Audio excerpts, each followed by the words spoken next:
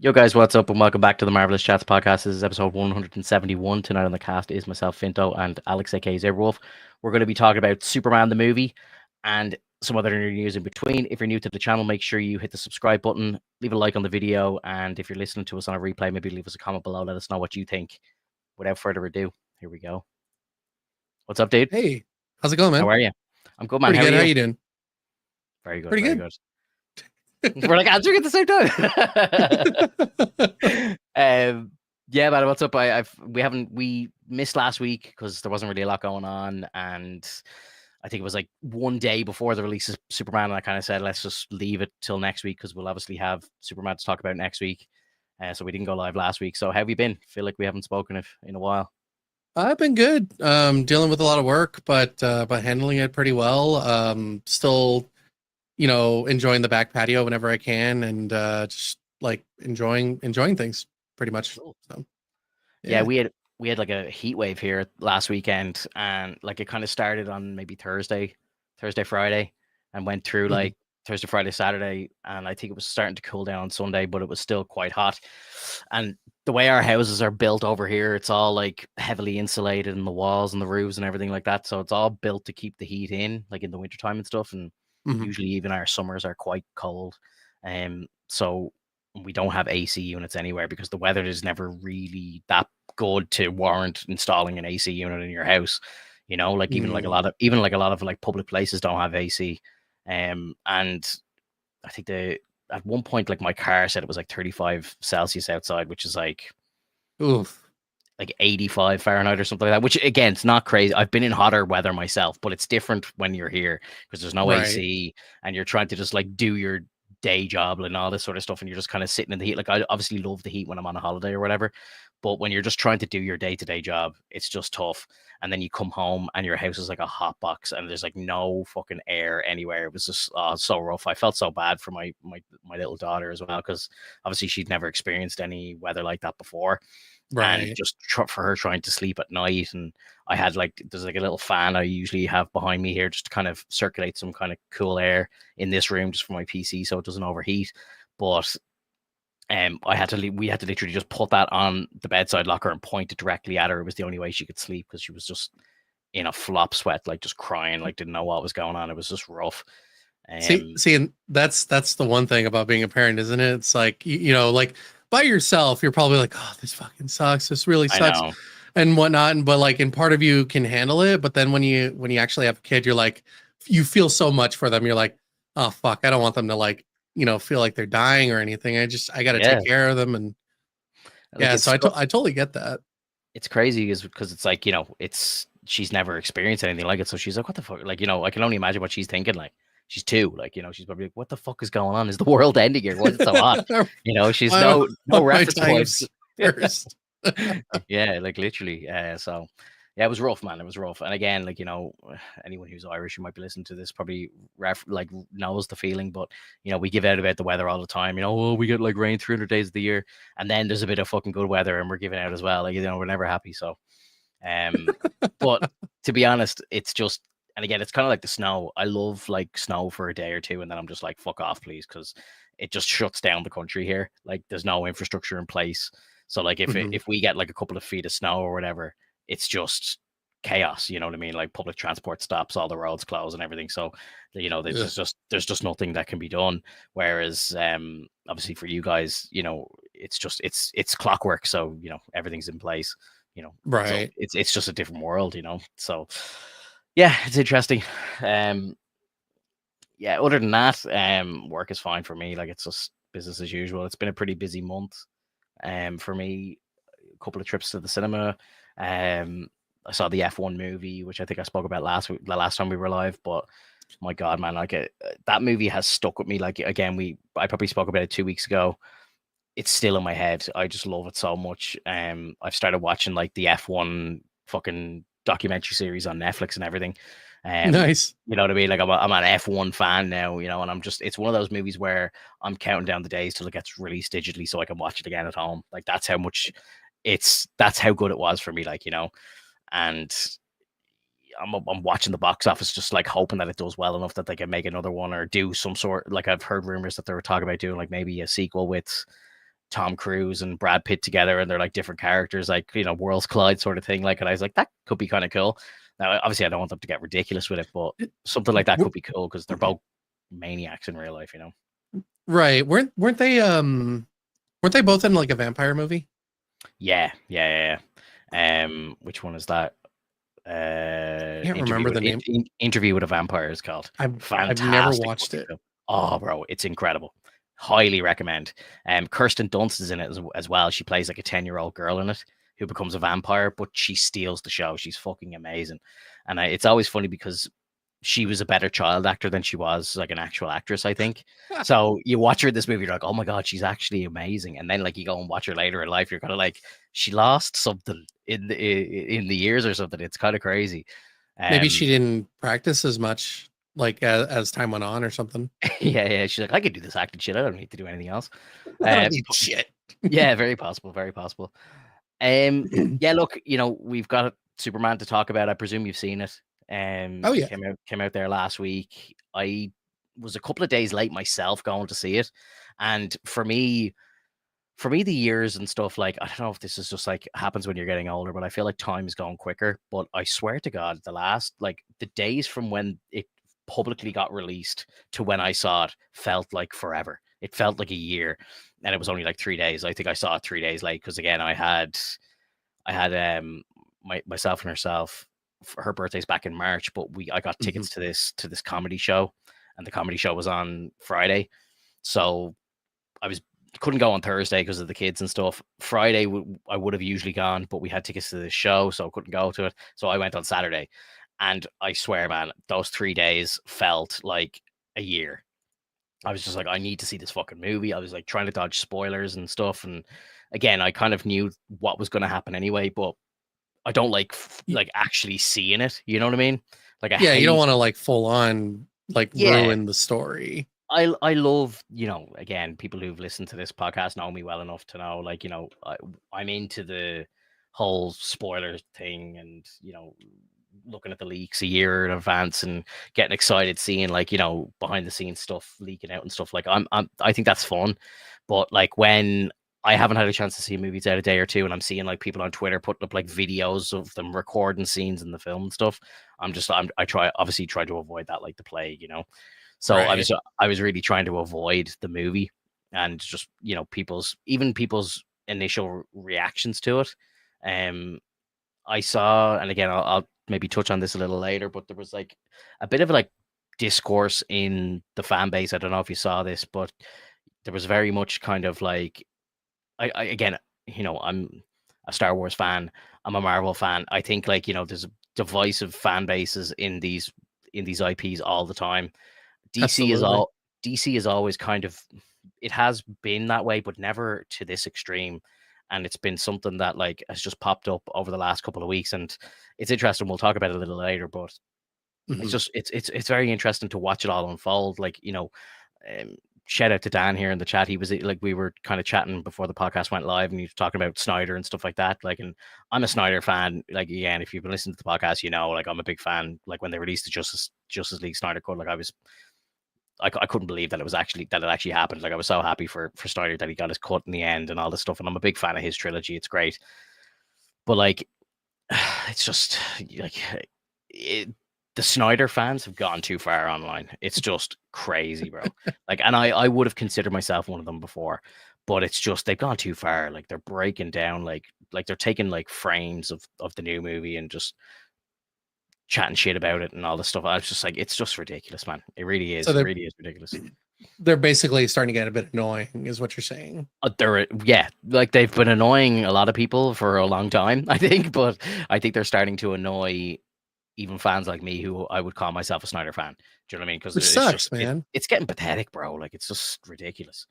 But anyway, I'll circle back to that later because it is something I want to talk about. But I'd be curious of your opinion on it, and we'll go a bit deeper into it. But just to start off, what did you think of the movie? What would you maybe give it out of 10? Like, like, was it what you expected? Did you go in with a low bar, high bar? Like, tell us a bit about your experience with it. Uh, so I was giving it a low bar because we hadn't seen anything really that spectacular from DC for quite a while, besides like the Suicide Squad and even like Peacemaker. Those are really good, like a really good movie, really good show. So I was a bit hopeful on that, and then but for the fact that like it's a new director, and I know that we're known, like we know James Gunn, but having a new director is always kind of like a shaky feeling, like, oh, I hope that they can kind of fit the same scheme that they were originally doing with everything else. Or at least like enhance it and give it something extra to for us to like chew on. Yeah. And you know, I always also say like it has to have a good story. So the story writers also have to have a good way of like setting this up. But even a bad story can be done really well if you can make it real. Like if you can Hmm. make it feel so good. And I gotta say, like Superman did a really good job of just being so like exciting to watch. Like, and the message that it conveyed like here and there, like it was minor compared to like what Lex's message was. Because when you actually go through the process of everything and how like Lex was essentially like running things in the background, it wasn't for him to just start a war. It was him starting a war to get at Superman, not getting at Superman to start a war, which I thought was so fucking good. Yeah, because like you go through the entire movie thinking that okay, he's starting this war because he wants half of the country and he's gonna make Lex fucking Ville or whatever, and you're like, okay, Yeah, that kind of makes sense. That it's like, oh, actually, no, I'm only doing all of this just so that they will hate you and they will give me permission to kill you.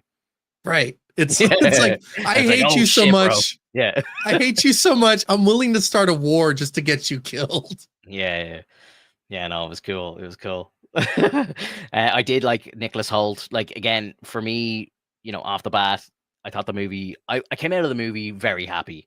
I gave it an 8 out of 10, kind of on my first reaction, and Nice. I literally thought, because again, like yourself, the bar was very low for me.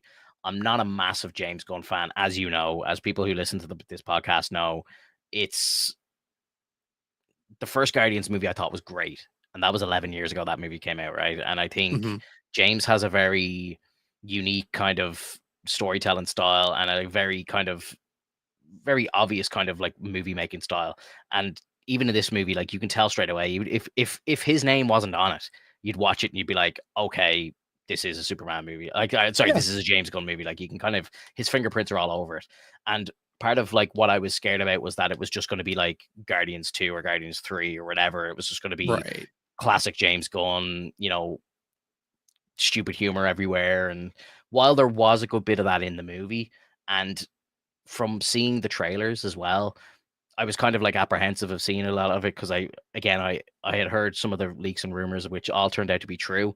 Which again, I had heard that a lot of the rumors were true when the preview screening started coming out. People started confirming that a lot of the stuff was actually happening. And on Hmm. paper, it all sounded really terrible. So I went in thinking like, I'm not going to like this movie. And I came out thinking like, actually, it was quite good. It was I awesome. enjoyed it. Yeah, it was good. Like, it was a good movie. Um, and that's how I felt after like Guardians 1 as well. Like, I really liked Guardians 1. Now again, back in 2014, the MCU couldn't really miss, like Captain America, the Winter Soldier was out around then. Like, we'd seen like, Avengers 1, all that sort of thing. Like, we were on a high, I think, at that time, and that went on for so long. But I don't know, like, I didn't like Guardians 2. I'm not a fan of Guardians 3. I thought Guardians 3 was very mid, in my opinion. I know a lot of people really like Guardians 3, but I think they only really like it because it's surrounded by shit. And I think it kind of elevates that movie a little more. Like, if Guardians 3 came out after Infinity War, people would be like, fuck, this is terrible. Like, Hmm. I truly believe that. And again, when I came into this movie, I was thinking like, okay, let's hope that it's not going to be real goofy and stupid. I loved the cast. Pretty much everybody in the cast, I think, played an absolute blinder. Probably one of my favorite characters in it was Mr. Terrific. He was fantastic. He was terrific, you might say. And he was absolutely the town favorite. Like yeah, everybody, like on TikTok, on any social media, they're like, "What the fuck? This guy's awesome!" And then yeah, they're like, "Did you know that he played Darwin in X-Men First Class?" yeah, yeah, yeah, It's like, yeah. it's like, oh my And god. terrific is like he plays a really big part in the Arrow show. Like after season, I think he comes into season 5 of it. Hmm. But he's like his human self, and he kind of like becomes a guy in the chair, and then kind of takes on the terrific persona. It's not really done great in that show. So I was kind of thinking like, oh, okay, weird choice that they're going with terrific, because any time that I'd ever read him in a comic, or if I saw him on the Arrow show or anything like that, he wasn't like a fantastic character. So I was like, a bit strange that they're putting him in here. But Jesus, he was so good. Like the way Gunn told that story with him, fantastic. The scene with like Lois in the bubble and everything, like I was just like me and my That missus was looked at each sick. other. We just went, "Whoa, that was cool!" Like Yeah, that was pretty epic. So again, yeah, great. And Guy Garner as well. I was kind of apprehensive of that as well a little bit, because he looked so silly and goofy in the trailers and stuff. But Nathan Fillion, I don't know why I had any kind of shaky fucking thoughts that he might not be able to do it. Like he's such a great actor, he's so funny and everything, and I think he just blew it out of the water as well. He was just so absolutely. good. But on paper and in the trailers and stuff, it didn't look as good as I thought it was gonna, as it actually turned out in the end. It was just so much better when you saw it all put together, I think. And Right. I was listening to a couple of the like initial reviews from some of the like big creators, and some of them were saying like, crypto kind of is a little overused and all this stuff. And when I watched the movie, I was like, he was fine. Like I didn't really dislike him at all in it. He was being a dog, and I think that Yeah, worked well. no, it's just the way some people were talking about it. I was like, I was expecting there to be twice as many crypto scenes as there were. Like, Mm. the way Love and Thunder, where they just kept doing the hammer joke and the Stormbreaker joke, and it just got Yeah. old quick. I was kind of expecting crypto to get old when with the way these people were talking about it. Oh, like But it's almost like the that Simpsons trope. It's like whenever Poochie's not on screen, everybody should be asking, "Where's Poochie?" yeah, yeah. So it's like I thought that was what was going to happen, and to be honest, it was fine. Was the film perfect? No, absolutely not. Like I do not trust the Rotten Tomatoes score at all. I think it's kind of suspicious that it's sitting at like a 96% or something. I think that's a bit too high. I Hmm. again, and I've said this 10 times on the cast before. I don't like Rotten Tomatoes. I don't think it doesn't align with my views on movies. Like I always find there's like so many movies on there you can find. I think there's lists populated of like all the times Rotten Tomatoes like fucked up, and like it's just wildly inaccurate, I think. But if you go to like IMDb, I think IMDb is a lot more kind of based in reality when it comes to the ratings and stuff.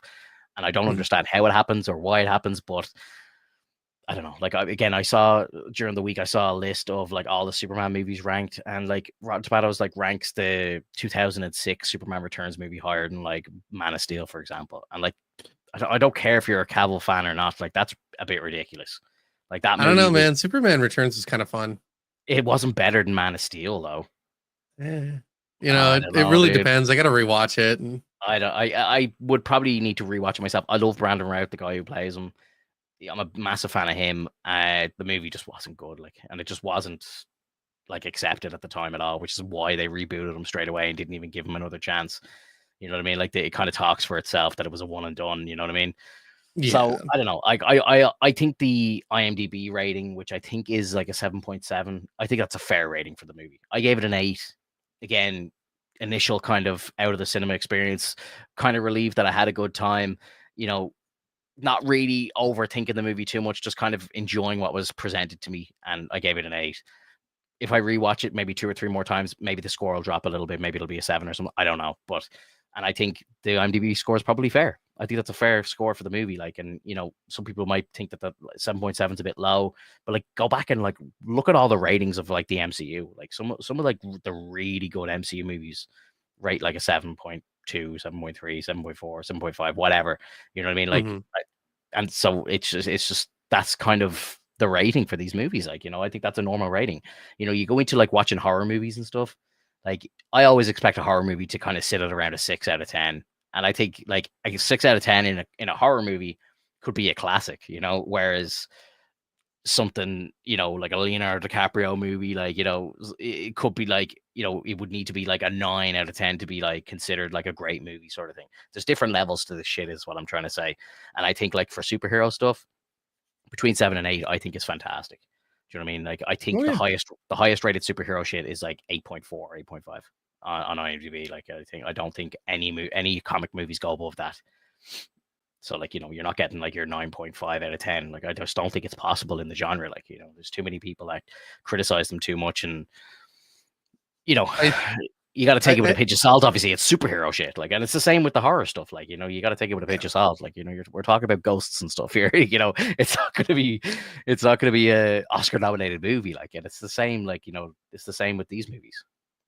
I think it has to do mostly with the idea is like how close to the source material did they actually do their work? Yeah. Is it going to be source material stuff? Is it going to be not source material? Is it going to be a new change of pace? Are we going to go into are we going to go into a brand new world? Is this going to be the same world? Are we going to do what they did with Marvel, which was basically like, oh, this is the 616 world. It's like, great. Are you going to do 616 stories? No. Okay, well then Yeah. you're going to fail. Like Like, obvious failure. Gunn is a big comic fat nerd. He's a big comic nerd, and like he has outright said that, like, you know, he's referencing a lot of comic books and stuff like that. So it'll be interesting to see which way he goes with it. Mhm. I don't know the exact comic run that he might be referencing the most, but like, you know, he's calling the DCU like Phase One, Gods and Monsters, which was like a big theme in the comics for a long time. The Supergirl movie that's coming out, I think, is like Girl of Tomorrow or something it's called, and like that's based off a literal comic run of the same name. So he is tying it very close to stuff. Again, I didn't watch that movie and think to myself, oh, this is X and Y. You know what I mean? Like, I couldn't pull the exact stuff that it was referencing, but I don't know. I thought it was off to a good start. Like, it's not for everybody. I understand that. A lot of people like the Cavill side of things, and you know, I was talking in the pre-chat before we went live with Dan. You know, he's a big Snyder fan. I'm a big Snyder fan too. Like, I love the Snyder stuff. I'm a massive fan of like Injustice is like one of my favorite comic runs. It went for like Mhm. 5 books, 5 or 6 books, and there was games and everything for it.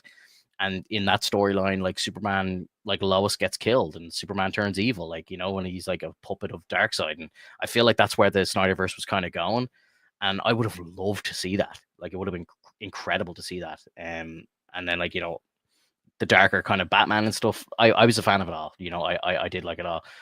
Do I like the Boy Scout Superman as well? Yeah, it's nice to see, you know, and I think we got a little taste of, like, you know, him playing the Boy Scout off Kara at the end of the movie. Supergirl, when she came into it and she's drunk and all, and you know, he's like kind of like, oh, where have you been, and all this stuff, like trying to be the big brother or the big uncle or Mhm. whatever, or the big cousin. And it's it I think it'll be an interesting take when you have people like, when this world is built more and you've got people like the Flash coming in and he's going to be like a bit of a jokester, and you'll have like Batman who's going to be like, you know, dark and moody and all that sort of stuff, and it'll be nice. It'll be probably his character, like David Cornsweet Superman, will probably play a lot better off them being the Boy Scout then. Mhm. um so yeah, I don't know, I think it's just going to take some time. Like, some people are like being a bit like kind of too heavy with the criticisms so soon. Do you know what I mean? Like, I'd love to go back to, again, I wasn't doing this back in 2013. I'd love to go back to 2013 and kind of see how some of these people were reacting to Man of Steel at the time. Because, like, Mhm. again, I can only go off my own memory, and I remember watching that film for the first time on the big screen, and I loved it. Like, you know, like I was like, holy shit, Russell Crowe's like as Jor-El and all this stuff, and just like Cavill was just an actual like fucking god. Like, I was just like, this is crazy. It's so good. Like, and it was like kind of around the time as well of like the Dark Knight, and you know, like Nolan's Batman kind of was like living in a dark universe, and the Arrow show started, which was kind of like Nolan-esque as well. So then when this came along, I was like, this just fits so perfectly into what DC is. And at the time as well, Marvel was kind of like the colorful kids stuff, and that it was nice to have the kind of more adult version, like the more kind of darker version of a comic book universe. Like, so that's why I think it worked so well at the time. Now people are kind of shitting on it now, and you know, people are trying to draw their line in the sand, and it's like I don't agree with that. Like, I just, you know, the DC or the DCEU was its own thing, and the Snyderverse or whatever you want to call it, like let it just be and let it have its time. Like you don't have to pick one or the other. Like the shit's kind of driving me crazy. Like like we were talking about this earlier, but it's just like I'm hating the fan base right now. Like I hate Star Wars fan base. I don't hate the Marvel fan base right now, but there's certain projects that come out that make me just it makes my eyes roll, man. And I'm just so fed up with it. And DC's always been kind of one where it hasn't really bothered me before, but it's pissing me off right now because I'm just like, oh, just let give it a couple of years. Like let's see what he cooks here. Like, and let's see what some other people do under his guidance or whatever. You know what I mean? Like again, we're at the very start. I haven't watched the Creature Commandos thing, but I hear it's quite good. Obviously we've got Peacemaker season 2 and Supergirl. They've announced now officially it's coming out next year. So it's like, by this time next year, we'll probably have 2 TV shows and 2 movies, and we'll get a much better kind of vision from him and where it's going to go. We'll probably have the Lanterns TV show as well, which I'm kind of looking forward to now as well.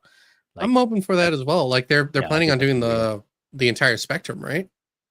Yeah, like it's gonna go deep, man. They've got a Batman and Robin movie coming out, and it's gonna be Damian Wayne. So like that tells you that Batman is well established. Like the Bat family is completely together at that stage because Damian's kind of the last of the family to come in, really. Like he's the last Robin. Like as far as I know, there hasn't been a Robin after Damian. So that means like you've got Dick Grayson, who's already Nightwing. You've got Jason Todd, who's already the Red Hood. You've got Tim Drake, who's already like Red Robin or whatever he calls himself. And now you'll have Damian, who comes in as Robin, and he's obviously the grandson of Ra's al Ghul and all. So I think like it's like there's a lot of cool shit that they can kind of delve into with that. And I think they're doing a Clayface movie, which is going to be like an all-out like horror made by the dude who did his name's Mike Flanagan. He does like a lot of the horror stuff on Netflix and stuff now, like the what's it called, House on a Haunted Hill or something. There's a couple of these big shows on Netflix, which I've seen them all. They're all fantastic. So it's going to be interesting to see what he has to do in a DC movie. And then obviously we have like the Matt Reeves Batman stuff. They've just confirmed that they've put in the script and all. So like, look, we've a lot of DC. Like if you're a DC fan, I think the next couple of years we're going to be eating good. But I hate the division right now and the fan base. Like it's just so painful to watch. Like it's just really, really annoying. Like every time I open Twitter, like if I was to open Twitter right now, I'm actually going to do this. Hang on. I'm going to open Twitter right now. You won't see this on screen. I'm just going to do it on my phone if I were to be here. I guarantee you, the first thing I see is like a poll, like which do you prefer, Man of Steel or the new Superman movie? Like it's relentless, man. Like I can't scroll for like more than like maybe 4 or 5 flicks without seeing something about like the Snyderverse or something, or them bitching about something. Like it's just crazy, man.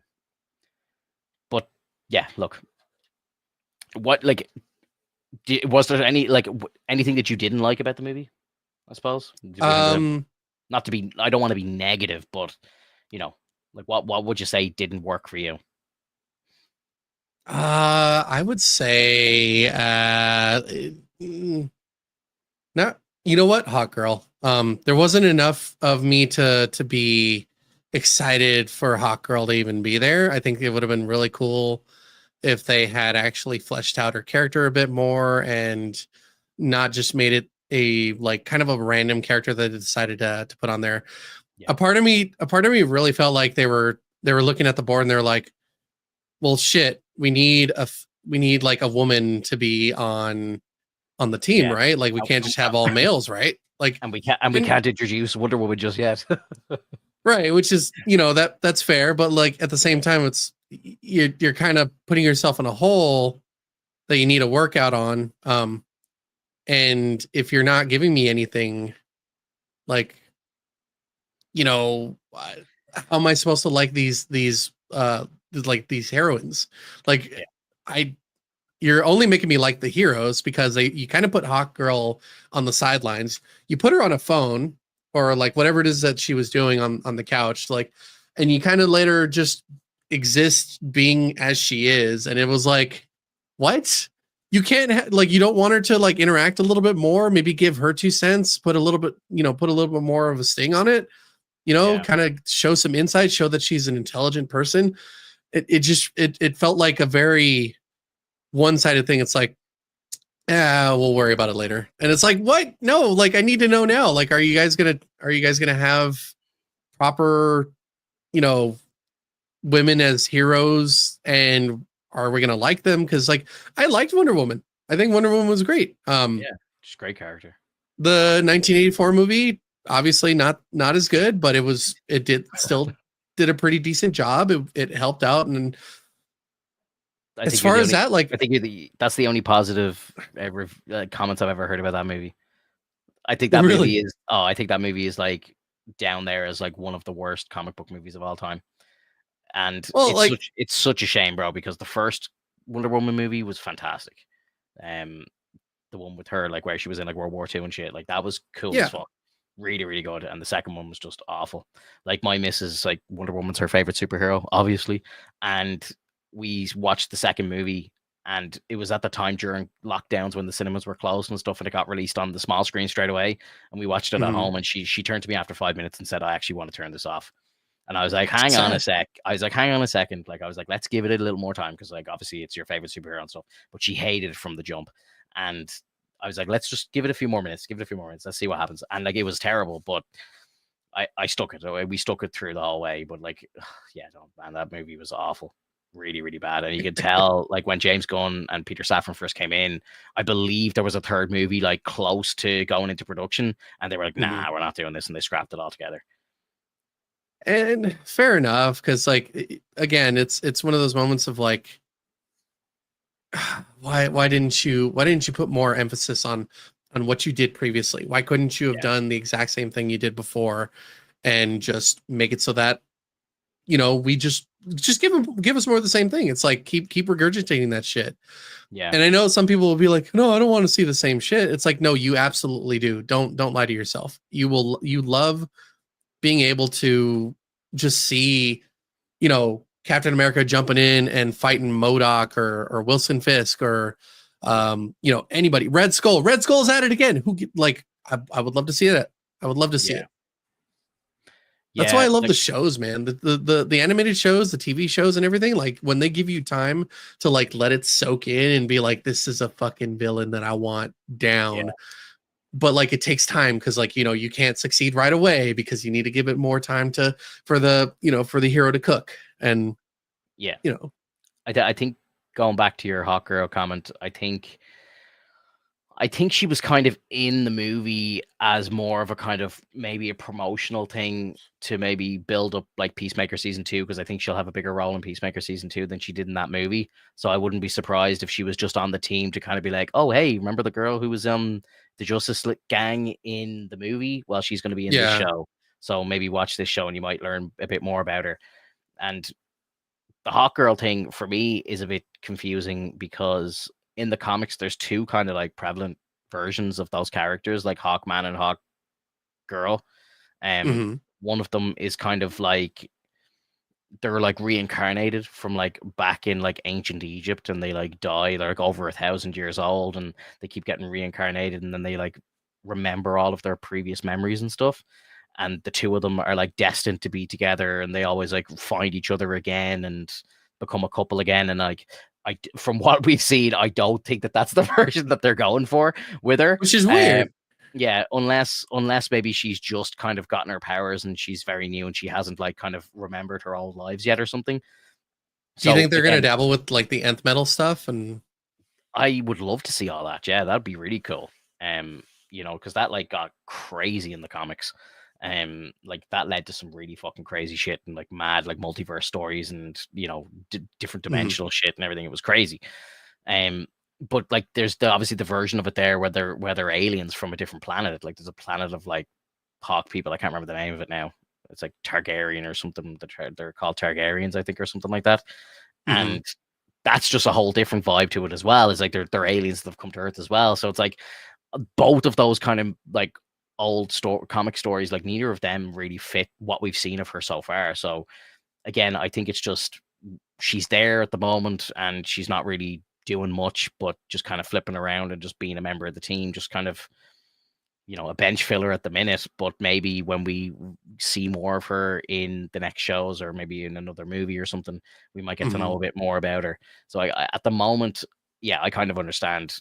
I feel like she was kind of underutilized and maybe just kind of pointless in the film at the moment. Like, we got a much better backstory into Terrific. And again, we didn't really know anything about any of these characters. And I think, like, one of my critiques of the film, and again, I don't need to see the Superman origin again, and I don't need to see the Batman origin again, but it would be nice to see a little bit more than what we got.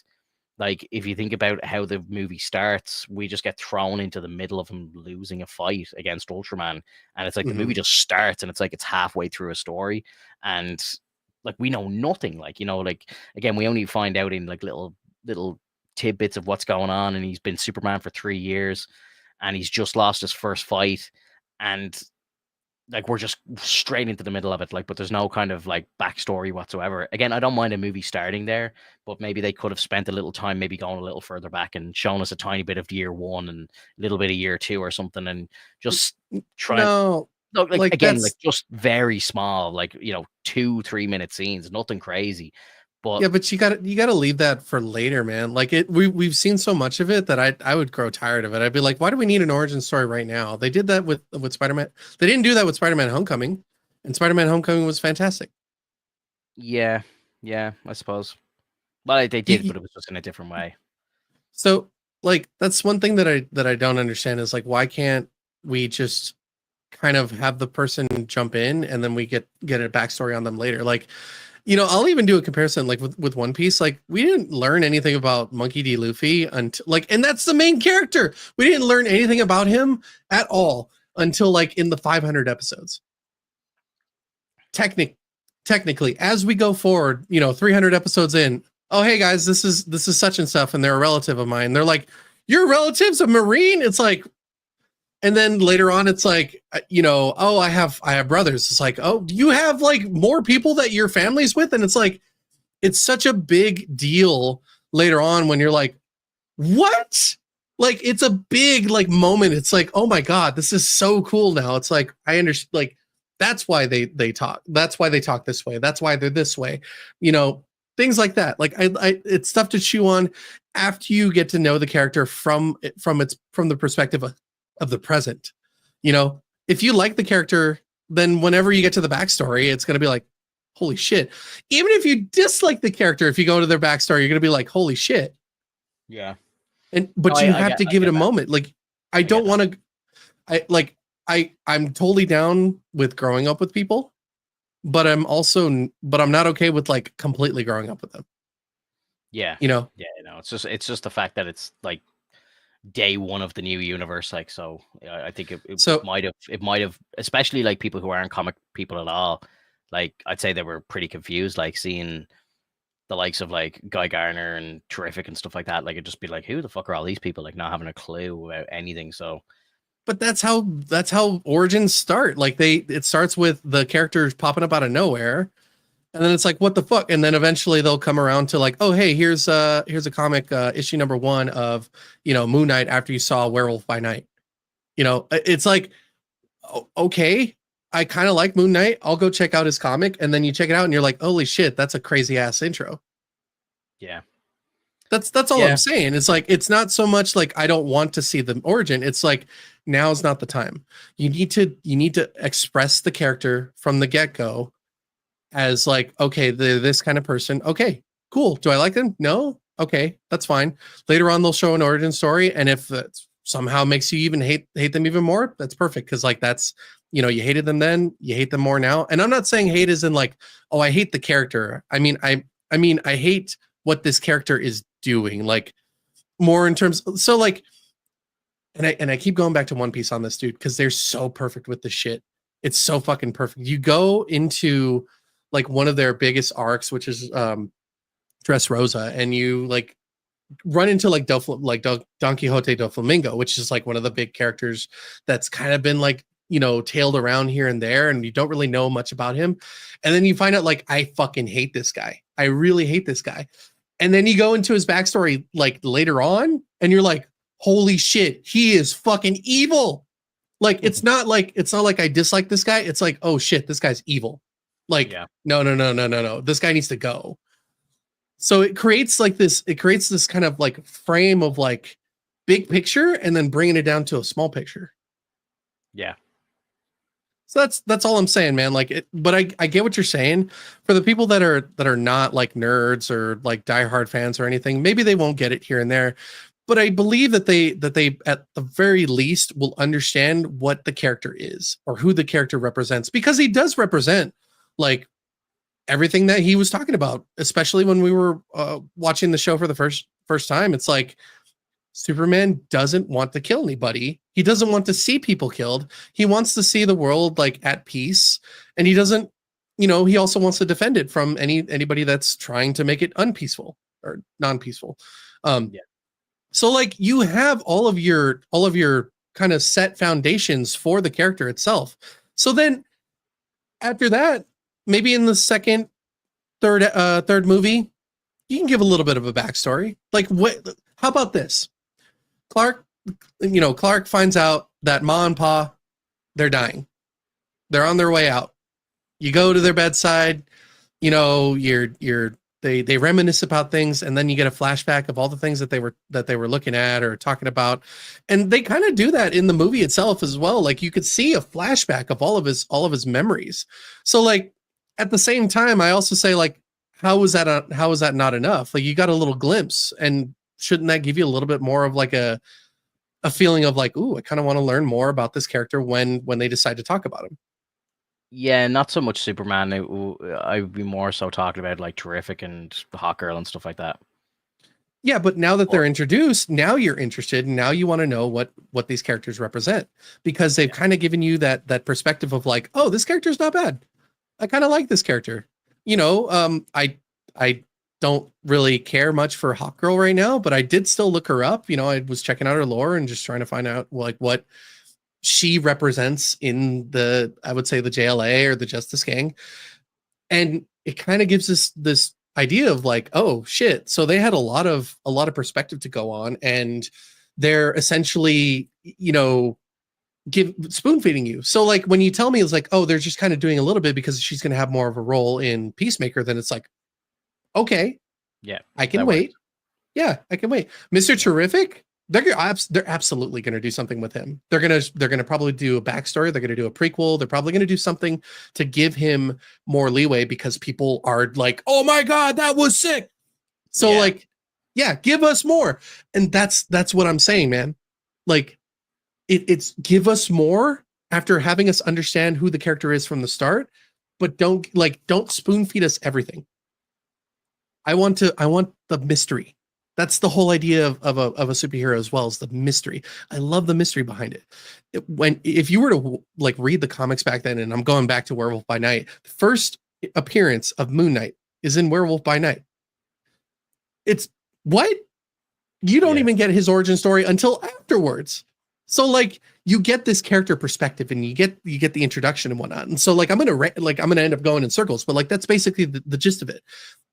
Let it start and marinate, and then once people are like, I kind of want to, I want to eat this stuff, then they're like, here's another bowl of origin story. Yeah, do they do like a Terrific show or something?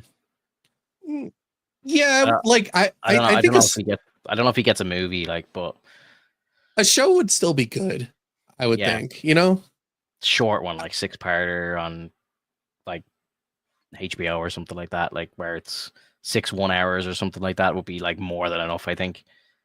Although they're giving Clayface a movie, there's gonna be a Clayface movie, so most people don't even know who the fuck Clayface is. So maybe we do get a Terrific movie. I don't know. But yeah, as you say, like he's been like really, really highly accepted in the fan base, like by a lot of people who probably never even knew who he was before. So yeah, I think like the demand would probably be there now for them to do something more with him. Exactly. Yeah. What do you think of this comment in the chat? I didn't bring it up because you were kind of on a bit of a vibe earlier.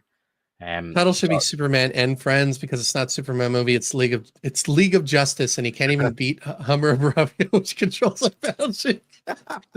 I think this is a troll, man. Yeah.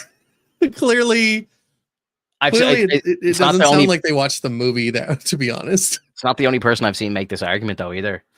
You know, I've seen a lot of people saying like it should have just been called like Superman and Friends or Justice League or something like that, like because it so focused a lot on other people rather than just Superman, which I think is fine. I don't think there's a problem with that at all. The whole Ultraman thing was painfully obvious. Like that wasn't a surprise to me. It was a surprise to my girlfriend. She doesn't really read the comics or anything. So when the mask gets damaged and it turns out to just be a clone of Superman, like she looked at me, she was like, "What the fuck?" And I was like, "Yeah, that was obvious." But like that wasn't a shock for me. But it's cool that shocks like the normal fans and stuff, and it was kind of interesting. I don't know if you saw as well. A lot of people were comparing it to The Boys and the whole Black Noir thing. I don't know if you noticed that.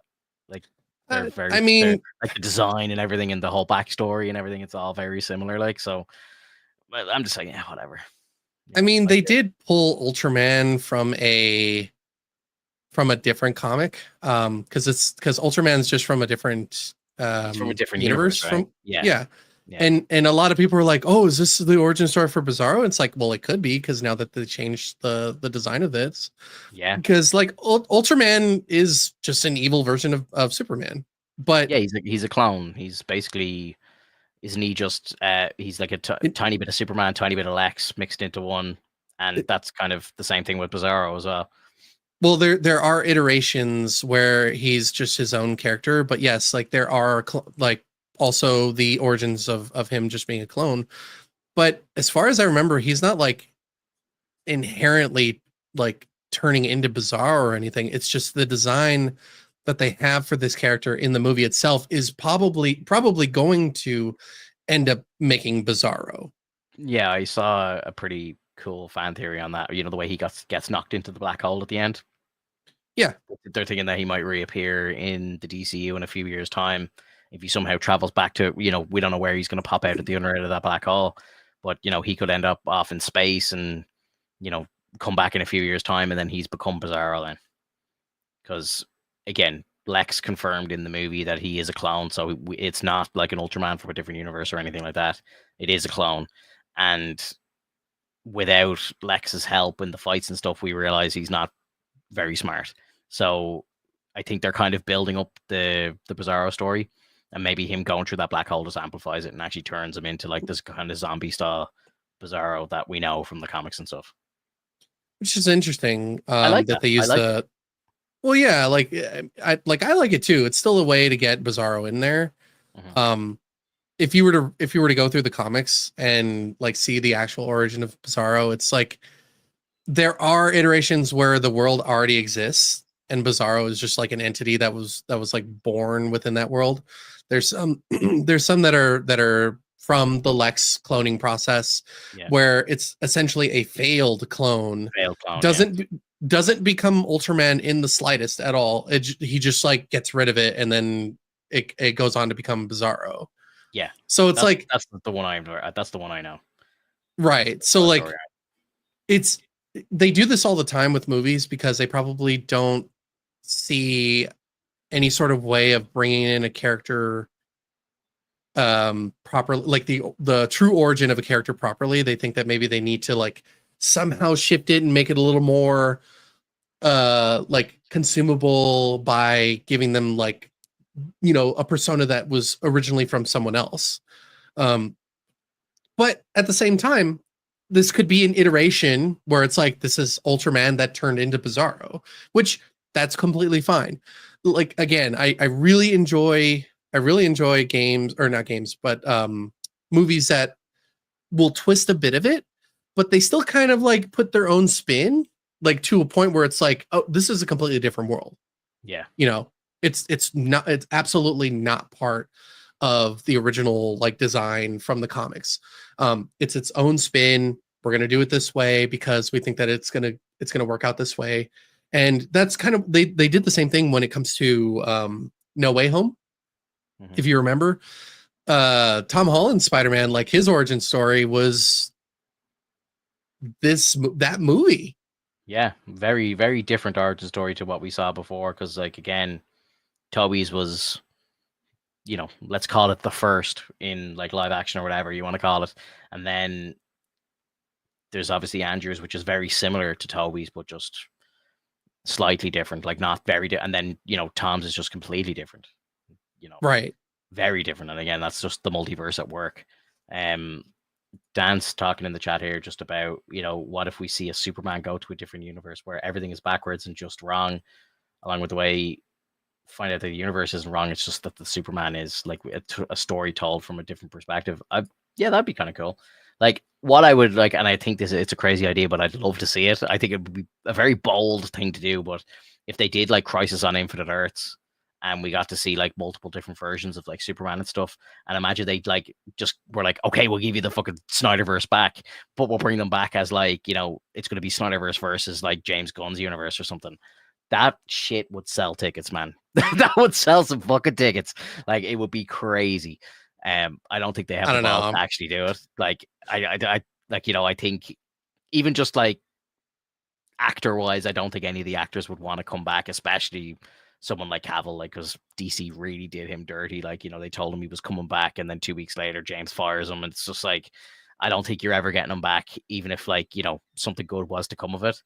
Now, I think the only way he comes back as Superman is if like Netflix bought the rights to the Snyderverse and brought Zack back or something like that. That's something that the fan base have been talking about for a while as well. Like, and you get like finally on Netflix, you'll get like Justice League 2 and 3, and then you get like Affleck's Batman or something like that. Like, I think that'd be a cool way to do it. But I would love to see Crisis on Infinite Earths where they all kind of come together and have to fight each other. I think it'd be so fucking sick, man. Oh, it'd be so good. I'm more so rolling my eyes. You know me, man. Like it's such a like, in my opinion, that's more of like a in case of emergency pull, like break glass. Yeah, it's a publicity stunt, like of course.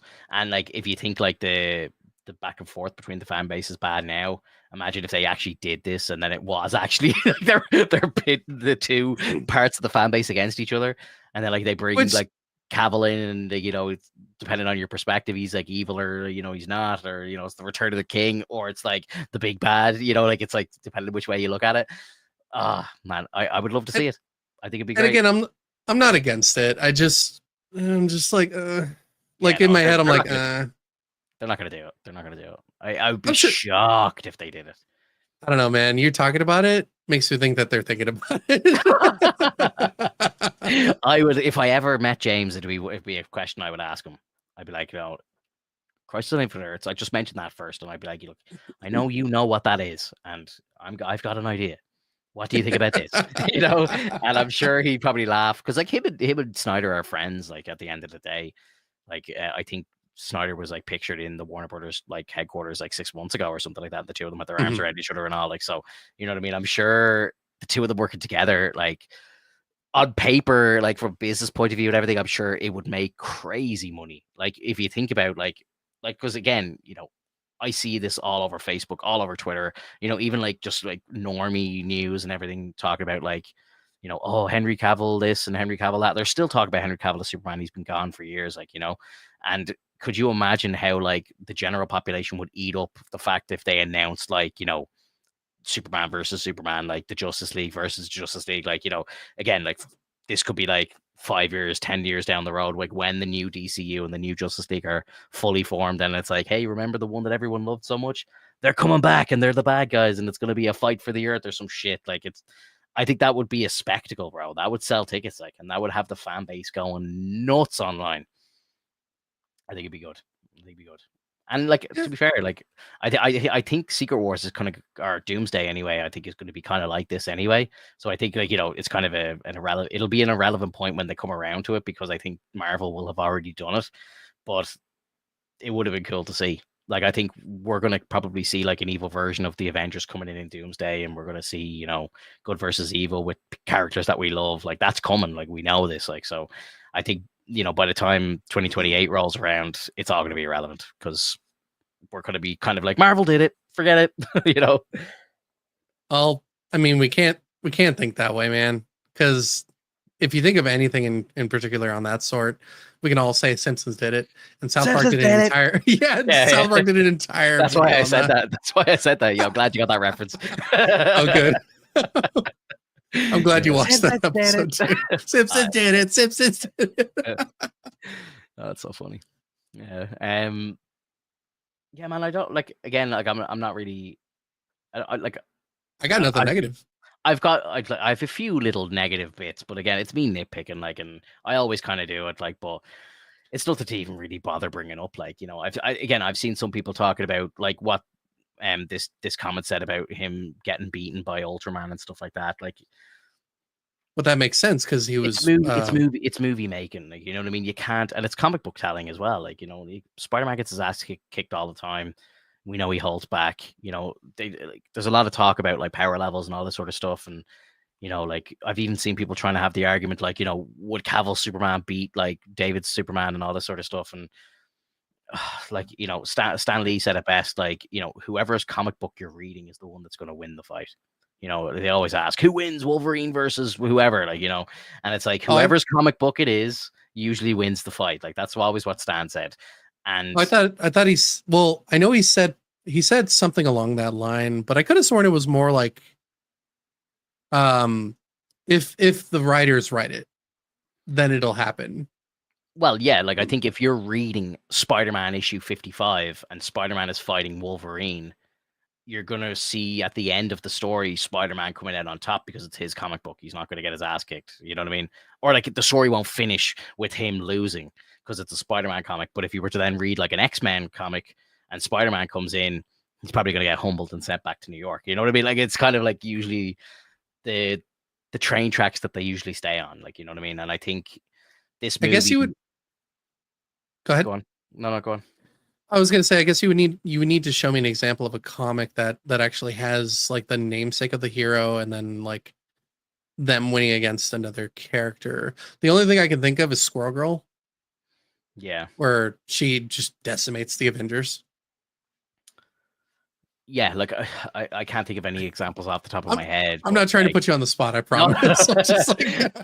I remember hearing the conversation. I saw it in an interview with Stan Lee, and it always stuck with me, that quote, because I'm like, yeah, that makes so much sense. Like, of course, everybody writing and drawing a comic book for Spider-Man aren't gonna, if something happens to where he has to fight another hero, like or like Captain America versus Spider-Man, whatever you want to do, like if you're reading a Captain America comic book, he's probably going to end up on top by the end because it's a Captain America comic book.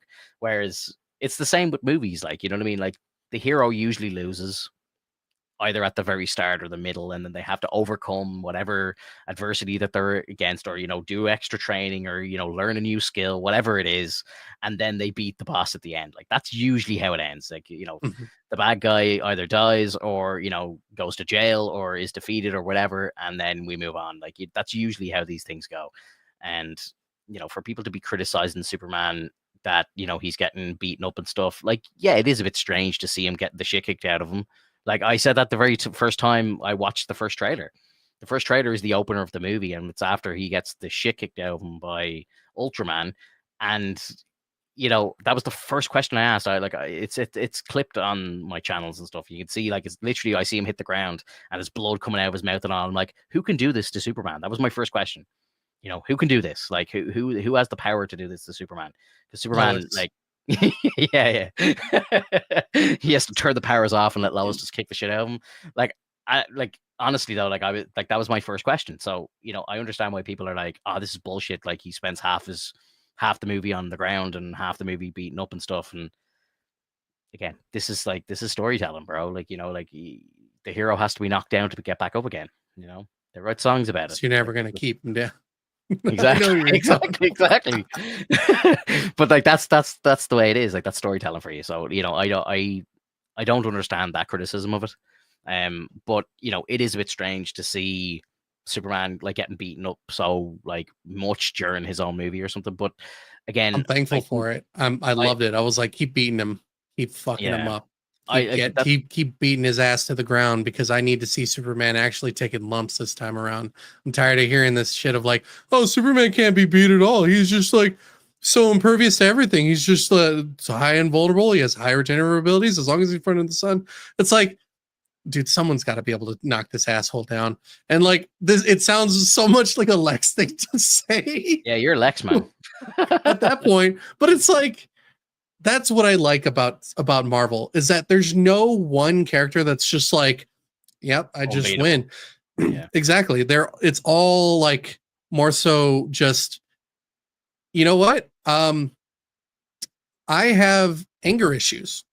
You know what? I can't go outside. I have agoraphobia. It's like there's all these little things about these characters. It's like, cool. I'm so glad that you can't just win. Yeah. One of the reasons why I never liked Superman as a kid was because it was just always kryptonite. You know, you watch Smallville, and even like Smallville, where great show by the way, but even Smallville, where every single time that Clark runs into trouble, it's just that he's magically just, you know, by accident come across another piece of kryptonite in the ground or something like that, or, you know, kryptonite, there's little sprinkles of kryptonite in the food and he's eating it by mistake, or, you know, they just got ridiculous with it. But it was like, it was just like, I think there was one episode where it had like formed into a gas or something by some natural like fucking phenomenon or something.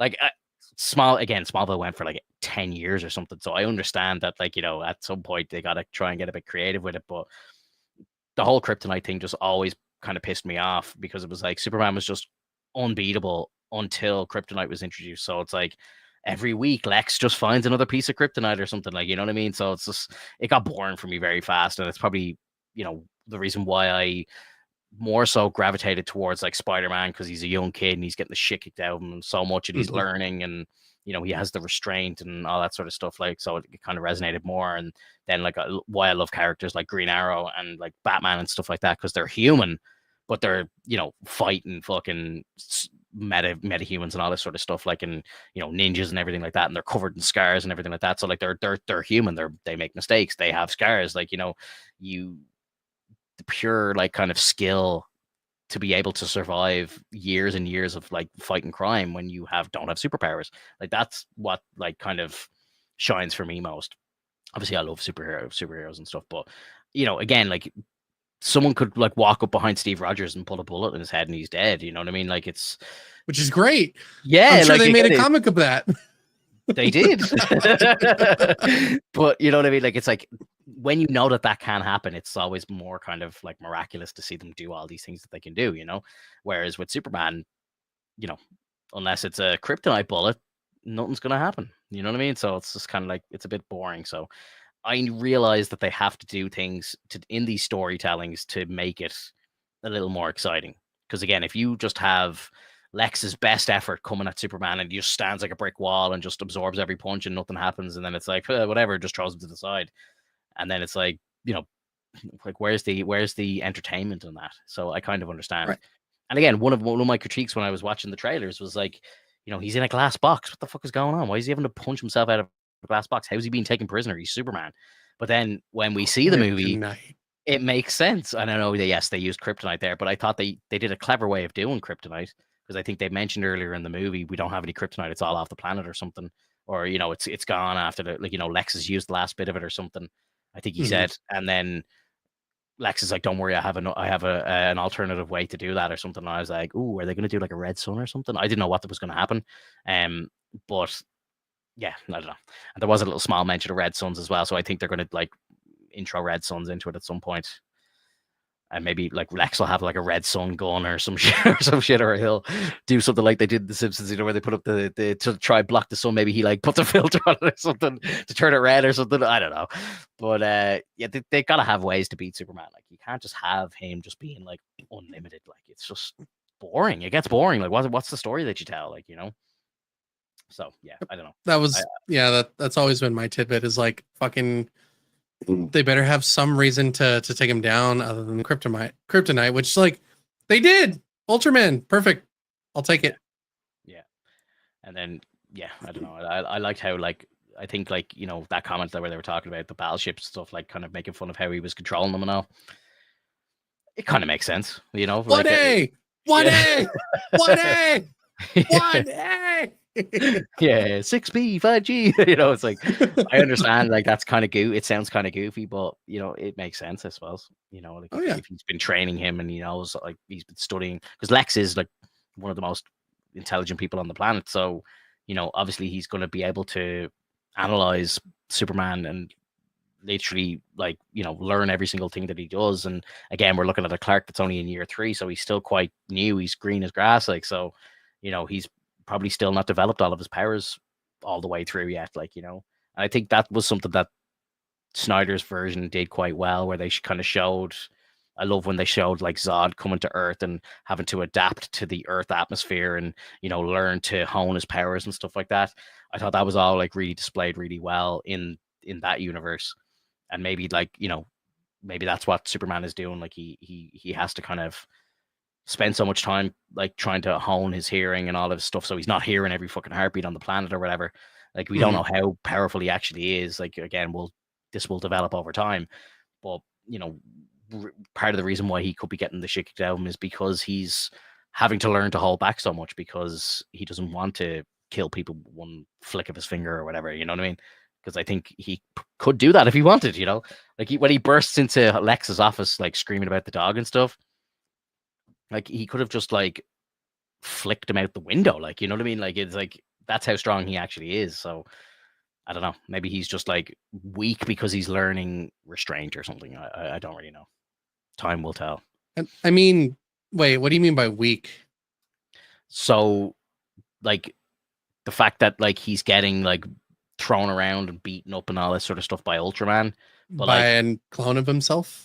but he's not like a full version clone of himself He's because you know what I mean? Like he's not like 100% Clark. You know what I mean? It's mixed with Lex. So he's like 50% Clark. You know what I mean? fair enough, but like it's I know what still a yeah. clone with Kryptonian powers. Yeah.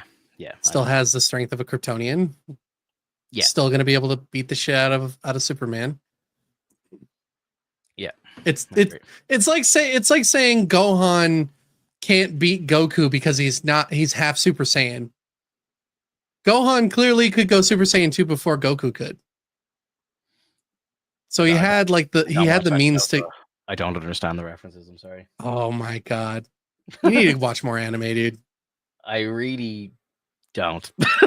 No, you do. Like you're I can't believe you don't at least understand these references. Those are the general references that I'm making actually. Like those are the easiest ones. I've heard of Super Saiyan before, but I've never seen a frame of it, so I don't really know. It's like they like power up or whatever. Yeah, Yeah, yeah. But I don't understand anything apart from that. that's fine. Yeah. Would help if you watched it, but I mean, it's No, another time. man. That's another amount of time that you would need to watch it. It's just it's time that I don't have time to like my time is split out into different things and everything has a kind of value for me and Mhm. anime just doesn't it's not high on my list at all. I like Demon Slayer, that's about it. Like I'll go and see the new Demon Slayer movie on IMAX when it comes out. Like that's kind of I will give Demon Slayer that time, but you know, for me, I don't know. I always find myself gravitating towards other things to watch. Fair enough. Yeah, Dan's like DBZ. Even the Kai version is super good. I can't remember if DBZ. I think DBZ Kai is supposed to be a more. Correct me if I'm wrong, Dan. Is it more of along the lines of the comics or comics mangas? Um, or are they just kind of like because I know they have DBZ abridged, and I think some people made that like those are fan made. And I think Kai was more along the lines of the manga where it's like okay, we're gonna kind of scrunch down some of the things that happened like in the original shows. It's an abridged version. Thank you. Okay, so yeah, it's like it takes everything that like took so long in the original runtime of the original anime and shrinks it down to a more comfortable level of like okay, so this happens and this happens. Yeah, it's like no fillers. So it's on it's basically streamlined. It's on its way. So that, like, yeah, I would totally recommend that one. If you're worried about time frame and whatnot, there's plenty of shows that have been redone to become abridged or are like increase like reduce some of the time, like the runtime, so that the pacing is better. There's a fan made setup for One Piece called One Pace, where they essentially like try to reduce One some of Piece. the I like it. yeah, because like some people don't like you, some people don't have the time to experience the whole show as it was originally portrayed, so they're trying to, you know, reduce the runtime so that it's a little more understandable. But you got to remember, anime shows do this because they need the runtime of about like 20 minutes at the Yeah. most. Yeah. And if they don't, if with One Piece, because they had to take their time to output each episode, otherwise they'd catch up to the manga. Yeah. Because as One Piece was being created for the anime, it's still in development with the manga. So like the idea behind the 6 month hiatus that they had recently was so that Oda could chill out for a bit, Yeah. rest up, but also like do a little bit more in terms of like the manga, because I think the manga was still going forward as well. Just for like but it had like more moments to take a break. Whereas the anime, like they just shelled it out every fucking day, or not every day, but like every week. Yeah. So it's like it's so heavy on Oda right now, and he's like he's getting sick, he's getting tired, and it's like, oh shit, man, I don't want this guy to die before the show is over. What a passion for the craft that, you know, he's bringing himself to that level, you know, where it's like the dude's getting sick. You were saying, did he have a problem with his eyes or something at one point? Yeah, he actually went to have surgery done on his eyes. That's crazy, dude. Like, that's wild. But yeah, like, you know, I love the passion, you know, like, and again, like, I can only imagine like how amazing it would be to have like a new episode of like, you know, something that I love, like a Spider-Man thing, like every single week for God knows how many years. Like, it'd be great. Yeah, I don't know. It just doesn't appeal to me like it appeals to you, you know. Um, yeah, it just, I don't know. And Again, that's the funniest thing I hear from from some people is that yeah, like, "Oh, I watched it the first time and I hated it." And one of the one of the big people that like I'm pretty sure you know, which is Moist Critical, like Charlie, he fucking hated it at first, and then he's like, you know what? I decided to go back and try it out, and now I think he's like, I don't remember, but I think he's caught up. he's hooked. He loved it, and I've I'm heard, telling you, I've man, heard like so many it's people do it. Like even Speed, I think, made a bet with Kai Cenat where he was like, you know, if you lose this bet, you have to watch One Piece. Like he's like, I need every episode of One Piece. Like, so yeah, like, look, I know a lot of people love it. Like, and obviously a lot of people love it because if they didn't, it wouldn't be made. Like, you know what I mean? Like, obviously it has a gigantic fan base. Like, so it's just, I don't know, it's just not my type of entertainment. You know, I just like, even like you've sent me clips of it before, and I don't even like the art style, like the animation style of like the old stuff, and that's it's what I just not. hear too. Yeah, it's just not my I'm, thing. I'm, Like, I'm telling you, man. Everything you're saying right now, every single person that's actually started watching it and loving it has said exactly what you're saying. And I'm not trying to say it like, honestly, the way that I talk about it, it does feel like a cult, because it's like I won't stop. I won't shut up about it. I want to keep talking about it because it's such a good fucking show, dude. Like I can rewatch it over and over. yeah, If they were like, you have one show to watch for the for rest sure. of your life, it's fucking One Piece, Yeah, because there's so many different stories.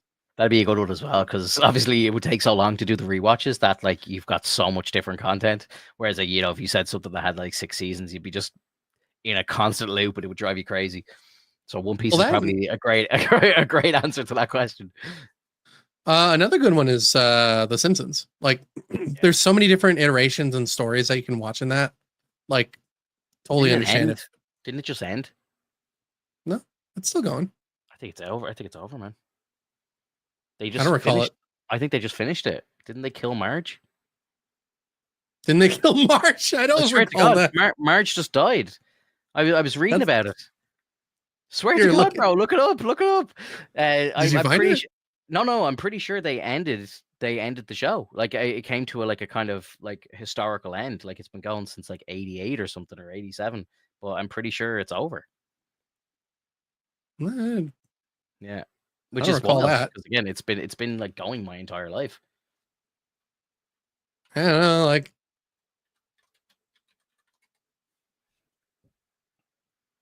are you looking it up right now? Yeah, I'm not gonna look. Maybe I was getting old. My chat is saying the Marge dying was an alternate universe.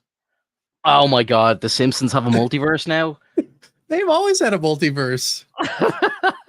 You didn't? Did you ever see uh, the? Did you ever see the episode so where good. Homer, like at the end of it, went into the real world? I remember that. Yeah, yeah, yeah. I Yeah. don't think of that as a multiverse kind of thing. Again, I just think of it as a joke or whatever. But yeah, no, you're right. Um, no, apparently, so the thing again, AI is answering this for me. So apparently, Marge is not dead. While an episode of The Simpsons in its 36th season did a flash forward to Marge's death, it wasn't actually her being killed off from the show permanently. So I again was reading, I was seeing loads of articles about it saying like, they've killed Marge in The Simpsons and stuff. And I stopped watching The Simpsons long ago. So again, it's something that I wouldn't know to be true or not. So yeah, I got clickbaited, I think. Yeah. It's always something different. Homer rips into time and space. Yeah, I remember that. It's so fucking funny, dude. Like Simpsons is just timeless. I don't think they're Yeah. ever gonna stop. Yeah, they could probably just keep going because again, you've always got like a fresh round of 10-year-olds that are gonna love Bart Simpson and stuff like that, and connect with Lisa and Maggie and all this sort of shit, and find Homer funny. Like kids will always find Homer funny, so they could just keep going. And what I think is really funny is they could have made the first 10 seasons and just kept it on a loop for forever, and people would just watch it forever. Because again, you've always got the new fan base coming up. Mhm. It's like all these kid shows that I see, like, again, I have babies, so, I have to kind of sit and watch this childish shit sometimes on TV, but it's like, do they need to make new versions of it? Because like my daughter will watch the same 4 videos over and over again. So it's like, you know, it's the definition of evergreen content. Like, you know what I mean? Like if like people who have kids probably know who Miss Rachel is, but she's this YouTuber who has like fucking crazy amounts of views on all of her videos. Like her videos get billions of views. And it's just because, she has like an hour long video that a mother will put on like every single day for their kid, and their kid just loves watching the thing. So it just gets so many fucking replays. And she could put out 5 or 6 videos and then just retire for the rest of her life, and I'm sure she'll be fine forever. And they could easily do that with stuff like The Simpsons. I think easily. Yeah, fair enough. Yeah, But they got to make that money though, so no I think that stopping. I think they would though. Like I think that the residuals would just be crazy stuff. Like even like the cast of Friends like still make like 20 million a year on residuals, like because that show's just played over and over again. People again, new people jumping into it every single year, but OGs will just continue just rewatching it all the time because it's so good. So it's the same argument. Um, I don't really watch The Simpsons anymore myself, but like if there was an episode on between like within the first 300 episodes, I would sit and watch it. I wouldn't turn it off. But I'm not like Mm. itching to go and watch it all the time. But if my son turned around, oh, could we watch The Simpsons? I'd be like, yeah, sure. I just put on one of the first 300 episodes and it'd be great. I just thought the show just lost kind of something. The longer it's gone on, it's kind of gotten worse in my opinion. But I'm sure there's some great episodes in there. Like, but for me, it's like first 300, and that's kind of it. I always remember as well, like, because the 300th episode had like Tony Hawk in it and Blink 182 were in it and everything. I was like, holy shit, what the hell's going on? I just remember that being like the last episode of the show that I watched. I was like, this is good, and everything after that was just bad. So I always know 300 in my head because that was that episode. Because I remember seeing it at the time, like, holy fucking shit, they've got fucking Blink 182 and Tony Hawk in the fucking show. I was like, this is crazy. Apparently, Nova Scotia Norris. You remember him? I talk to him daily. Yes, Yeah, he's an avid Simpsons watcher. He's all caught up. that's crazy. That's cool. That is cool, man. Yeah, And a yeah, little bit of everything in our community, you know. yeah. Absolutely, absolutely. It's a It's an ever vast community of different people. It's great. I love it. Hmm. Before we break, I saw, what did I see? There was like a trailer or two that I saw that got launched. Are you a Mortal Kombat fan? Did you see they released a trailer for Mortal Kombat 2? Like, I didn't see the first new movie that they came out with. So like that would I be something watched new it. to me. Yeah, I watched it. It wasn't bad. Like, it wasn't terrible. Hmm. Um, it was okay. Yeah, I think Carl Urban's going to be in the. He's playing Cage in it, Oh, and that's sick. yeah, so I think I think it could be good because again, Carl Urban's incredible, and if they've got him in there, like they must have somewhat of a good script or something to deal with because I don't think he's kind of gotten to that stage where I don't think he's going to take it just for a paycheck. You know what I mean? Like he's kind of a bit of a legendary actor now, and like the stuff that he does is like I haven't seen him in something where I've gone, that's a cash grab. You know what I mean? Like you can tell with like Nicolas Cage is a great example. Like he'll just say yes to everything and he'll do terrible stuff and he'll do some great stuff, but he seems like an actor who will just like take the jobs that are going because he needs money or whatever, or he just wants to be in as much stuff as possible. I don't get that vibe from Carl Urban. Like he just whenever I see him in something, it's good. You know, I feel like he kind Hmm. of picks his roles carefully. So I get the feeling that this could be good. Do you have anything you want to bring up before we break for the week, or Um, well, I know that we were talking that, we had already been talking a little bit of One Piece, but like, did you see that their most recent episode got a 9.9 out of 10 on IMDb? yeah, you sent me a TikTok about it or something. Yep. Yeah, And that's cool, man. That was like 1136 or something. Was that the number? yep, Yeah, yeah, that is, I can't remember if that's the highest or the second highest rating that they've that's had. cool. That's very cool. Um, and I got to tell you, man, if you'd have seen that episode, I know you'd have been balling. I don't, Like I that's, very highly doubt I would cry over it because I have no connection to any of the people. But I that's, believe if I have watched 1135 episodes of the show and that episode came along, then yes, probably. But for me, just um, jumping in and not knowing anybody, I would find it hard to shed a tear. I'm a bit of a no, stone. you would have to watch the entire backstory, which is I think is like 6 episodes, 6 to 8 episodes, Yeah. and you like I guarantee you, by the time you reach the end of that, like you're a father, and that Yeah. whole backstory is about a dude who went through so much shit just to lose all of his memories of his daughter Oh Jesus. Yeah. dude. And you got a daughter. I'm like, this would hit Pinto. Absolutely hit him. Probably. Yeah, I am a bit of a softie when it comes to kids now. It's the one of the plights of becoming a parent. Start seeing things a lot differently. Yeah, you view the Exactly. world very differently. So yeah, maybe I don't know. I'm delighted you loved it though. That's cool, man. It and like again, you know, fucking absolute nothing but praise to these people who make this show because you know, going 1136 episodes into a show and you're getting a 9.9, like that's beyond amazing. Like, you know, like it's incredible that you can tell that many stories and still be able to put out a banger. Like there's so many shows that you see that, you know, start really well and then by the end of it it's just so fucking shit and you're thinking like why are they still making this show? You know, like I like you can view there's a site where you can view like the IMDb charts for shows and you see it in like a map and it shows it in like colors Mhm. and you can watch it go from like a like dark green or whatever bright green is like the highest rated and you see it going down to red and you can just see the flow of it just like falling nose diving down. The CW Flash show is a perfect example. Um, massive Flash fan. Love the show. First 3 seasons, incredible. Like mind blowing stuff. Like so good. Like, and again, I showed the show to my missus, who would be, you know, very critical of stuff like that. But even she was like, Jesus, this is fucking brilliant. And the Mhm. show just like it goes into like season 4, season 5 starts dipping in quality and gets worse and worse. And it got to a point where I think they made 9 seasons of the show. Again, I don't. This will tell you how bad the show got. I don't even know how many episodes there are. and I don't even know how many I think it's 9 or maybe it's 8. I can't remember. But it got so bad around 6 that I had to just walk away. And I never walk away from shows.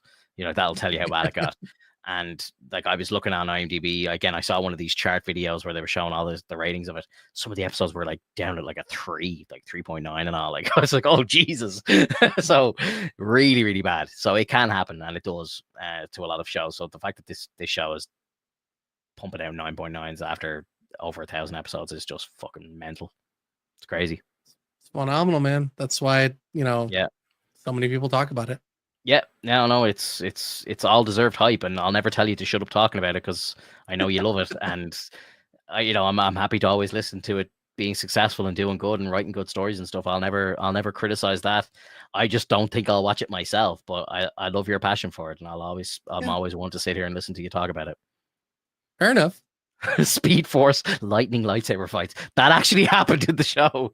There was like, oh, dude, I saw a TikTok. Again, I didn't watch any of these episodes, but I saw a TikTok at one point where they all learned to use like the Speed Force as like a weapon. So like they'll be running and they'll be in a fight with another speedster, and like they do a storyline where his son comes from the future, but he's like grown, and like they've done it in comics. Like Kid Flash comes from the future into the past to meet his dad and all this sort of shit, and it's cool. Like it's great in the comics and all, but like they got a Twitch streamer, Jordan Fisher, came in to actually play the role. So again, like I was like, if the show was good, I would love to be watching this right now, because like I've watched this dude play fucking Fortnite with Ninja and everything. I was like, this is cool that he's in the show, but the show's so bad that I can't even bring myself to watch it. Like, but there's like scenes where like he's turning the Speed Force into like ninja stars and he's throwing them at enemies and stuff, and I'm just like, what the fuck are we watching here? Like, this is just crazy. And like there's like videos of like the Flash where he's like running around in circles and like using the lightning to create like lightning balls, and he's throwing them at people and all. It just got crazy, man. It just got crazy. That sounds a little much. Yeah, like I'm sure you could YouTube it. Like there's probably a funny clip of it somewhere, but they actually did like things where he would like take an actual lightning bolt and use it as a weapon. Like, and I understand in the comics, like there's like lightning rods are a thing that's like mentioned in the Flash, where it's like drawn as an actual like rod, but like I think it's more so like kind of like when you're in the Speed Force, it's like a thing like Inception. Like if you're in the Speed Force too long, you can get lost in the Speed Force, and your lightning rod is meant to be like your connection to reality sort of thing. And in like the Flash, like Barry's lightning rod is Iris, his wife, and mother of his kids and all that sort of stuff, and the love of his life. So he always references Iris as his lightning rod. But I don't know if the show like decided to take the whole lightning rod thing as a they tried to turn it into a physical thing or something. I don't know what the fuck they were thinking, but yeah, it got so weird, man. It got so weird. But the first 3 seasons of that show, Jesus Christ, they were so good. They were so good. I don't even want to tell you like about it, because like if you were to ever watch it, I wouldn't want to ruin some of the things that happen in it. Like it's that good. Like there's like jaw-dropping moments in it, and you're just like, oh my god. Like, and there was like loads of twists and turns, and it was like, it was brilliant, absolutely brilliant. And then like that was where they like started with with the Arrow TV show. They started doing the first crossovers, and you got like big events. Like I remember like watching them live, and they do a thing like, this week the 2 shows are going to cross over, and they're going to do like the Flash is coming to Arrow for an episode on Tuesday, and then Wednesday the Flash is going, like Arrow's going to be on the Flash, and they did like shared storylines like crossover and tie-in comics and stuff. But they did that on the TV, like, and it was just revolutionary at the time. Like it was just like, it was so fucking cool to see. And it was like, I would die on the hill like back then, like saying of like, this is like some of the best comic book TV shit ever. Like, and this was just before Daredevil. I think Daredevil took over, but like at the time, like 2012, 2013, 2014, like just before Daredevil came out, like this was revolutionary in my opinion, because it was just, again, you were following Arrow for like 2 or 3 years, and then it's like, wow, there's a Flash show now, and the 2 of them are like friends, and they go to each other's cities to help each other out on these big missions and stuff. I was like, they need to do this more. Like, like I was like, this is fucking brilliant. And like they went and did these like big team up shows, like, and all this sort of stuff, and it just got bigger and bigger and bigger each year because their universe was growing. So there was like a TV show about like their version of like the Justice League, and then they came into it, and then there was like Supergirl came into it, and Superman came into it, and all these different shows, and like Black Lightning and crazy shit. So then when it came to like the big crossover event by like the last one, there was like 20 people on the team, like, and then they did like Crisis on Infinite Earths and all this cool shit. Like, so it was cool. That is really Cool. cool. It was really good. It was like very different at the time. Like, and this is always something I think would work really well on Disney Plus. Like, like it's like we've obviously watched WandaVision, we've watched Loki, we've watched Falcon and Winter Soldier. Like, we obviously will get an Avengers movie where they'll all meet, but it would be kind of cool if you had Moon Knight showing up in, a different show to help out somebody else. Like Spider-Man's a bad example. Obviously, Sony would never allow it, but if you had him like showing up with another New York person, like Daredevil or whatever, like Daredevil season 2, you have like Moon Knight showing up, like that'd be fucking sick. And then if they did Moon Knight season 2, Daredevil shows up for an episode or two to help him out with something. It's like, hey buddy, I need your help. Like, I helped you last time, return the favor sort of thing. Yeah. That should be cool. I think it'd be Oh great. yeah, definitely. Yeah. So I think they need to dive a bit deeper into stuff like that. I think it'd be great. Because it's going to take some time, and I think it takes a lot of handshakes to get things like stuff going, and then you have to like hope that the the parties responsible for the characters like actually want to be a part of it, and that's always a big thing. Yeah, it's going to be interesting to see because obviously we have Secret Wars coming up, which I think is going to be a bit of a soft reboot of the universe, and after that event, it's going to be interesting to see like what they do, like where they go with the likes of the next Avengers movies or the next TV shows. I know Feige had said that he's looking to move away from connected TV and movie, which I think personally is a mistake. I understand why he's saying it. Like, he doesn't want to have like Tom Hiddleston being on a show when he could use him in a movie, and I kind of understand that in a way. But I think you do need to have it as it is. It's a cinematic universe we're talking about here. It needs to be connected, and I don't really think, like, even with how popular some of the shows are now, like a lot of people aren't watching them. Like, if you disconnect it from the MCU, even less people are going to watch it, in my opinion. Because like even now, like me and you might sit and like, let's say they do like a show like Ironheart, for example, where it's not really connected, but it sort of is. Imagine it wasn't connected at all. Like, we could just skip it and not have to watch it. Like, and I think we probably would. We're probably the worst example, but like I think again, I say normies, like, but like normal fans will probably be like, yeah, I'm not watching that shit. Like, I've heard some people talk shit about it. It's not connected to the MCU. I don't care. I'm not going to watch it. Whatever. I'll wait till it's finished. Maybe I'll watch it then. And then usually when it's done, it's like, oh yeah, no, people were saying it's crap. I'm not going to watch it. So it's like, if you're kind of throwing that into the mix as well, it's dangerous. I think you're potentially looking at even less eyeballs on these things. And then, because of that, people are going to cancel subscriptions. Then, Disney don't have as much money to pump into the TV shows, and then it's all going to suffer that way. Whereas if you had big shows crossing over, Daredevil crossing over with Punisher, like we saw, that was a pretty big success. Moon Knight coming into the mix, Blade coming into the mix, all this sort of stuff, Strange showing up somewhere along the line, like that, I think would keep people interested. And then you jump into a movie then that's Midnight Suns or something like that. Like, you know what I mean? Like, you kind of do a couple of small screen events that load up into a big movie or something. Kind of like what they did with the Defenders, the way they did like the Netflix shows, and then they all came together in the end and did the Defenders show. I think that got a lot of hate for no reason. I think it was actually quite good. And I think if you go back and rewatch it now, you'll probably like it more than you did when it first came out, because I think it's, hindsight and kind of where we are now. I think it's, maybe I treated you too poorly. It's like that, like that Thanos meme. But I think if you were to do something like that again, and maybe with this kind of soft reboot, they have a chance to kind of maybe fix some of these things. But I think if you were to do a few shows like that and then lead it into a movie, I think that would be good. Because, we talk about the movie 2 years before it comes out. Then as the TV shows are coming out, it's leading into the movie that's coming out in 2 years. So it's like, this is all the homework you've got to do. These are all the prequels. This is all the origin story. Watch all this stuff, and then it's going to pay off in 2 years when we launch the movie. Fair enough. Yeah, that's the way I do it anyway. Well, we got to see how your way goes someday. I'd love to. Yeah, yeah. Maybe Feige will be listening to us someday. You never know. You never know. Yeah, true. It just takes one clip or something. You never know. I might just leave it for there for the week, unless you have anything else you want to bring up. No, that's all I've got for now. Cool. Are you around next week? Yeah, I believe so. Yeah. Cool. I don't really know what we can talk about next week. I'll try and gather some info and news and gossip and stuff like that from the fan bases, but I don't think we have anything new to talk about next week. But sure, look, we'll see how it goes. Oh, sorry, when? Maybe I'm mistaken. So it's the week after next. So next Thursday, is that when Fantastic Four comes out? I think it drops on the 24th or 26th, maybe. I can't remember. The 24th. 24th, yeah. So we're just missing it. So maybe we can just do a little sit down and a little hype up for Fantastic Four.